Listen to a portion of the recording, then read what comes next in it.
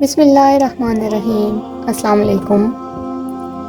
حضرت سلمان فارسی نے جب مہر نبوت دیکھی تو اس کو چومنے لگے اور ساتھ ہی کلمہ پڑھ کر مسلمان ہو گئے اور نبی پاک صلی اللہ علیہ وسلم کو اپنی ساری داستان سنائی۔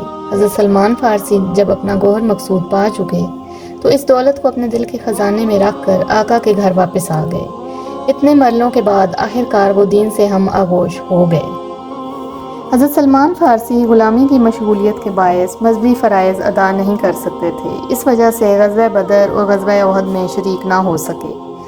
اس لیے نبی پاک صلی اللہ علیہ وسلم نے ان سے فرمایا کہ اپنے آقا کو معاوضہ دے کر آزادی حاصل کر لو۔ 300 کھجور کے درخت اور 40 اوقیہ سونے پر معاملہ طے ہوا۔ نبی پاک نے عام مسلمانوں سے سفارش فرمائی کہ اپنے بھائی کی مدد کرو۔ سب نے حسب حیثیت کھجور کے درخت دیے۔ اس طریقے سے 300 درخت ان کو مل گئے اور نبی پاک صلی اللہ علیہ وسلم کی مدد سے ان کو زمین ہموار کر کے لگا دیا گیا۔ اس طرح ایک شرط پوری کر دی گئی۔ اب سونے کی ادائیگی باقی رہ گئی، اس کا سامان بھی خدا نے کر دیا۔ نبی پاک صلی اللہ علیہ وسلم کو کسی غزوہ میں مرغی کے بیضہ کے برابر سونا مل گیا۔ یہ سونا آپ نے حضرت سلمان رضی اللہ تعالیٰ عنہ کو دے دیا، جو بالکل 40 اوقیہ تھا۔ اس طرح ان کو غلامی سے آزادی مل گئی۔ اس غلامی سے خلاصی پا کر وہ نبی پاک صلی اللہ علیہ وسلم کی خدمت میں رہنے لگے۔ آپ بہت جلیل القدر صحابی تھے۔ آپ کے مرتبے کا اندازہ اس بات سے لگایا جا سکتا ہے کہ نبی پاک صلی اللہ علیہ وسلم نے غزوہ احزاب میں یعنی جنگ خندق میں آپ کے مشورے پر عمل کرتے ہوئے خندق کھودی اور دفاعی جنگ لڑی۔ جنگ خندق کے موقع پر جب خندق کھودی جا رہی تھی تو انصار اور مہاجرین صحابہ کرام میں بحث چھڑ گئی کہ سلمان کون ہے۔ مہاجرین کہتے تھے کہ سلمان ہم میں سے ہیں، جبکہ انصار کا کہنا تھا کہ سلمان ہم میں سے ہیں۔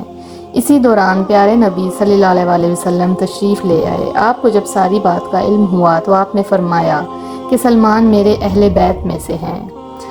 حضرت سلمان فارسی رضی اللہ تعالیٰ عنہ ہر وقت عشق نبی میں ڈوبے رہتے تھے۔ اس کے ساتھ ساتھ انہیں جہاد کا بھی شوق تھا۔ ان کے عشق رسول اور شوق جہاد کو دیکھ کر پیارے نبی صلی اللہ علیہ وسلم نے ارشاد فرمایا کہ جنت 3 آدمیوں کا اشتیاق رکھتی ہے، علی رضی اللہ تعالیٰ عنہ، عمار رضی اللہ تعالیٰ عنہ اور سلمان رضی اللہ تعالیٰ عنہ کا۔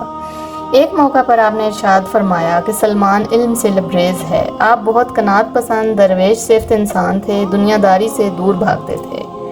نبی پاک صلی اللہ علیہ وسلم کے ظاہری وصال کے بعد آپ رضی اللہ تعالیٰ عنہ نے ایک عرصہ تک مدینہ میں قیام فرمایا، پھر عہد فاروقی میں عراق میں سکونت اختیار کر لی۔ کچھ عرصے بعد حضرت عمر فاروق رضی اللہ تعالیٰ عنہ نے آپ کو مدائن کا گورنر مقرر کر دیا۔ گورنر کے اہم اور بڑے عہدے پر فائز ہونے کے باوجود آپ رضی اللہ تعالیٰ عنہ نے بڑی سادہ زندگی گزاری۔ ایک دن مدائن کے بازار میں جا رہے تھے کہ ایک ناواقف شخص نے آپ کو مزدور سمجھ کر اپنا سامان اٹھانے کے لیے کہا۔ آپ چپ چاپ سامان اٹھا کر اس کے پیچھے پیچھے چلنے لگے۔ لوگوں نے دیکھا تو کہا، اے صاحب رسول، آپ نے یہ بوجھ کیوں اٹھا رکھا ہے؟ لائیے ہم اسے اٹھا لیتے ہیں۔ سامان کا مالک ہکا بکا رہ گیا۔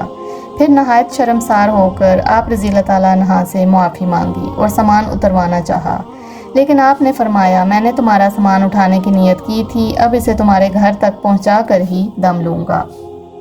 حضرت سلمان فارسی رضی اللہ تعالیٰ عنہ کو گورنر کے عہدے پر فائز ہونے کی وجہ سے جو تنخواہ ملتی وہ آپ غربا اور مساکین میں تقسیم کر دیتے اور خود چٹائی بن کر کماتے، اس کا بھی 1/3 خیرات کر دیتے۔ سفر ہمیشہ بغیر زین کے گدھے پر سوار ہو کر کرتے۔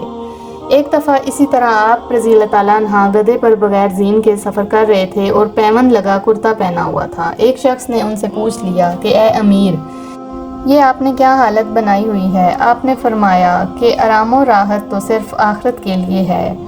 آپ نے کبھی گھر نہیں بنایا، ہمیشہ کسی بھی درخت یا دیوار کے سائے میں رات گزار دیتے۔ ایک دفعہ ایک شخص نے ان سے کہا کہ میں آپ کو گھر بنا دیتا ہوں، لیکن آپ رضی اللہ تعالیٰ عنہ نے انکار کر دیا۔ جب آپ نے مسلسل انکار کیا تو اس شخص نے کہا کہ اچھا، میں آپ کی خواہش کے مطابق مکان بنا دیتا ہوں کہ آپ کا سر اس کی چھت سے جا لگے اور اگر لیٹیں تو پاؤں دیوار سے جا ٹکرائیں۔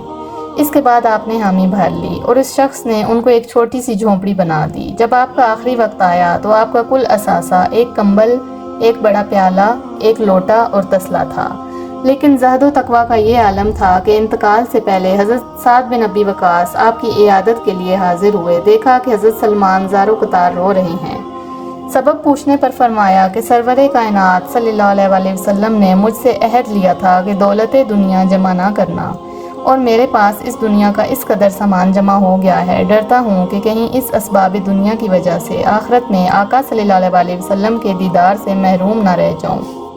آپ رضی اللہ تعالیٰ عنہ کا انتقال 35 ہجری میں حضرت عثمان غنی رضی اللہ تعالیٰ عنہ کے دور خلافت میں مدائن میں ہوا، اور آپ کا مزار مبارک بھی عراق کے شہر مدائن میں ہی ہے۔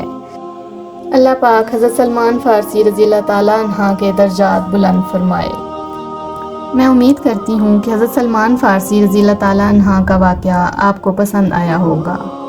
اس کے ساتھ اب مجھے اجازت دیجیے۔ اللہ حافظ۔